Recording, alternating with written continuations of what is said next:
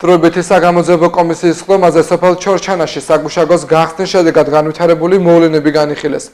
დეტალებზე კომისიის წევრებს ადგილობრივი ელგუჯა ხარაზიშვილი ესაუბრა. მისი თქმით 2019 წელს სოფელ ჩორჩანაში საგუშაგოს გახსნას საოკუპაციო რეჟიმის მიერ დამატებითი საგუშაგოების გახსნა მოჰყვა.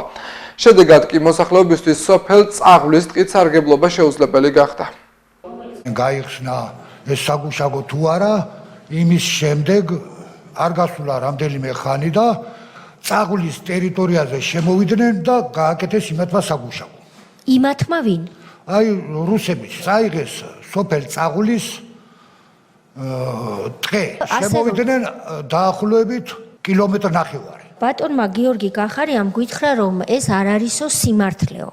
ანუ რასაც თქვენ ბრძანებთ, რომ სწორედ 24 აგვისტოს როდესაც შინაგან საქმეთა სამინისტრომ აღმართა იქ საგუშაგო, ამით მეო ამ გადაწყვეტილებით დავიცავი ჩემი ქვეყნის ტერიტორიებიო და იქო არაფერი დაკარგულაო. იქ რომ გაკეთდა ჩვენემარო საგუშაგო გააკეთეს, იმის მერე ამათმა შემოიწიეს კილომეტრი ნახევარი, ეს მდინარეც გადმოლახეს და მანამდე ამ ტყით სარგებლობდით სოფელი.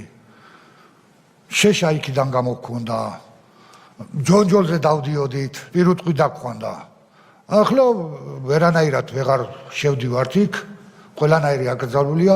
ერთსა ისიც კი უთხრეს წყებს, რომ რუსმა სალდატმა, რომ 200 მეტრზე არ მომიახუტო თუ გესვლიო. თქვენ თვლით, რომ ეს ტერიტორიები დღეისათვის დაკარგულია.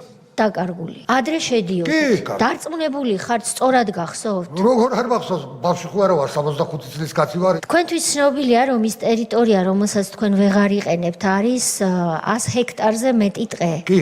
თქვენ ხომ არ შეგიმჩნევიათ იმ ტყეში, მანამ სანამ საქართველოს ჩააყენებდა შინაგან საქმეთა სამინისტრო საგუშაგოს. მაგალითად, ხეებზე ყვითელი ნიშნულები, რომ ვიღაცას უნდა ამის წაღება, მავთულხლართის გავლება, არ შეგიმჩნევიათ.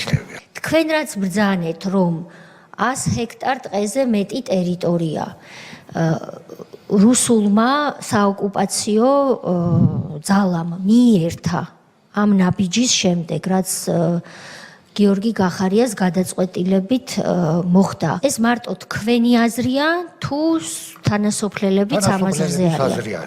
მარტო წაღვლის მაცხოვრებლების აზრია თუ ჩორჩანელების აზრიც არის?